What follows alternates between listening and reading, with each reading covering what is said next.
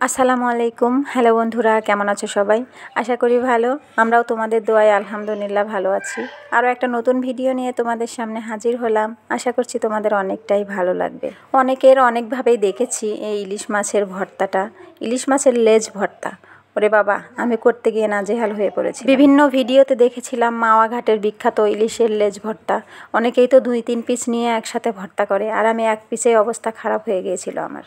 যত যাই বলুক না কেন যে ইলিশ মাছের লেজ ভর্তা করা অনেক সোজা, কিন্তু কখনোই না।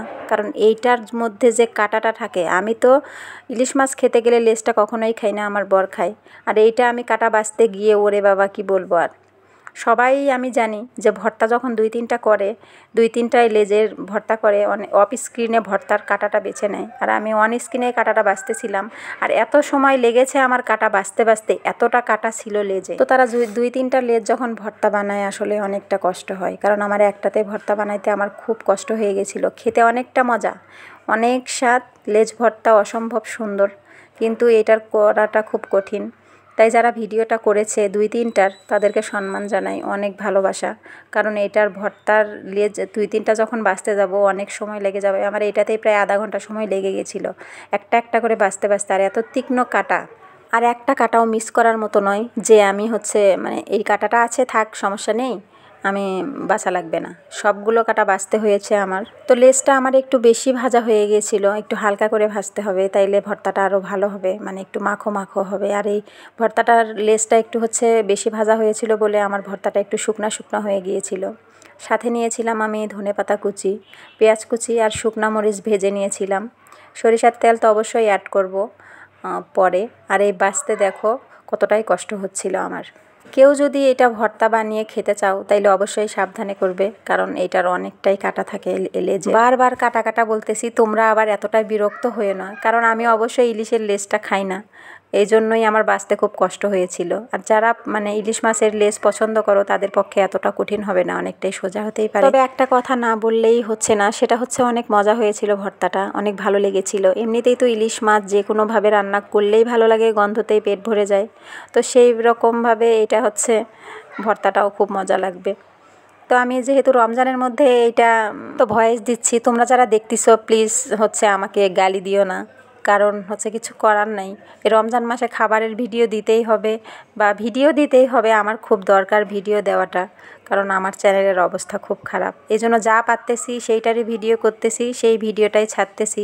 প্লিজ তোমরা কষ্ট করে একটু আমার পাশে থাকো, আমার ভিডিওগুলো দেখো, স্কিপ করো না। আর যারা এতক্ষণ আমার সাথে আছো সবাইকে অসংখ্য ধন্যবাদ, অনেক ভালোবাসা। যারা আমার চ্যানেলে নতুন, যদি ভিডিওটা ভালো লেগে থাকে অবশ্যই চ্যানেলটা সাবস্ক্রাইব করে পাশে থাকা বেল বাটনটি অল করে দেবে, যাতে আমি নতুন কোনো ভিডিও ছাড়ার সাথেই তোমরা পেয়ে যাও। আর কথা বলতে দেখো অনেকটাই প্রায় বাছা হয়ে গেছে। আর দেখো কতটা সময় লাগতেছিল আমার, জানি না আমি নিজেই কাজ পারি না নাকি এইটার জন্যই, মানে কাটার জন্যই এরকম হচ্ছিল। তো এইটা অফ স্ক্রিনে করেছি, এইটা কাটা বাছতে জমি দিয়ে আমি 1 ঘন্টার ভিডিও করি। তোমরা সবাই আমাকে অনেক বকাবকি করবে, হয়তো প্রকাশ্যে করবে না, মনে করবে যে এক লেজ ভর্তা করতে 1 ঘন্টা লেগে গেল। যাই হোক, অফ স্ক্রিনে আমি সব কাটাগুলো বেছে নিয়েছিলাম। আর এখন আমি শুকনা মরিচগুলো সুন্দরভাবে হাত দিয়ে মাখাই নিচ্ছি। আর শুকনা মরিচের ভর্তা এমনি অনেকটা সুন্দর হয়। আর এটা ছিল দুপুরবেলা, ভর্তা করার পরে আমি আর লোভ সামলাতে পারিনি, এই জন্য একটু ভাতও খেয়ে নিয়েছিলাম।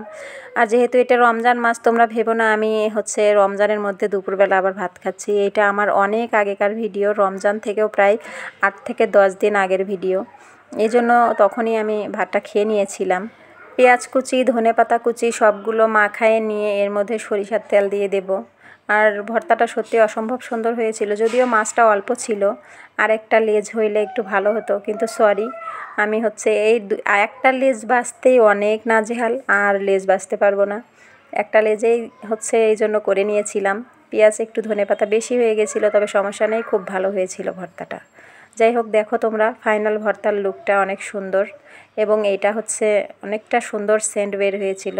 ঝাল লবণ একদম ঠিকঠাক ছিল, এই জন্য খেতেও অনেকটা ভালো লেগেছিল। আর এখন আমি একটু সামান্য পরিমাণ ভাত নিয়ে খেয়েছিলাম। আর এই ভর্তাটা দেখো, লুকটা অনেক সুন্দর, কালারটা বোঝা যাচ্ছে কি না জানি না, তবে অনেকটাই কালারটা ভালো হয়েছিল। শুকনো মরিচের ভর্তা এমনিতেই কালার অনেক সুন্দর হয়, তো আমরা ম্যাক্সিমাম ভর্তা শুকনো মরিচ দিয়েই খাই গরমের দিনে। শীতের দিনে একটু কাঁচামরিচ ভেজে নিয়ে ভর্তা করা হয়, কিন্তু গরমের দিনের ভর্তাটা আমরা শুকনো মরিচ দিয়েই খাই বেশি সময়।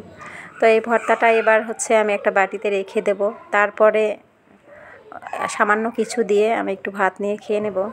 আর এটা অসম্ভব সুন্দর ছিল, বিশ্বাস করবা না, আমি যখন খেয়েছি আমার খুব ভালো লেগেছে। আর আমি তো এটা দিয়ে 2বার ভাত খেয়েছিলাম। এটা আমি যখন ভর্তা বানাইছি তখন আমি গোসল করছিলাম না, গোসলের আগেই একটু খেয়ে ভিডিও বানাইছিলাম।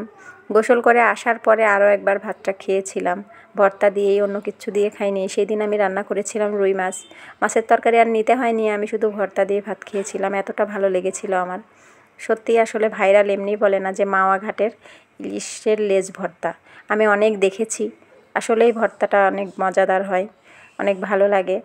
তো তোমাদের যদি ভালো লাগে সবাই আমার পাশে থাকো, প্লিজ স্কিপ করে কেউ ভিডিও দেখো না। সবাই সবার পাশে থাকলে আমাদের উদ্দেশ্যটা সফল হবে, এজন্য সবাই সবার পাশে থাকি একসাথে। প্লিজ কেউ কাউকে না ঠকাই, এটাই আমাদের একমাত্র লক্ষ্য। সবাই ভালো থাকো, সুস্থ থাকো। তোমাদের ভালো থাকা, সুস্থ থাকা কামনা করে আমি আজকের ভিডিওটা এখানেই শেষ করছি। শেষ সাথে তোমরা সবাই আমার জন্য একটু দোয়া করো। সামনে আমার পরীক্ষা, এটা পরীক্ষাই বলা চলে, কারণ আমি এতদিনের যে কষ্টটা করেছি সেটার সামনেই আমার সেই পরীক্ষা। জানি না কী হবে, সবাই দোয়া করো আমার জন্য, যাতে এইবারের আমি ঠিকঠাকভাবে সব কমপ্লিট করতে পারি। অনেক দিন তো চেষ্টা করলাম, এইবার যদি ব্যর্থ হয়ে যায় সত্যিই খুব খারাপ লাগবে। সবাই ভালো থাকো, আল্লাহ হাফেজ।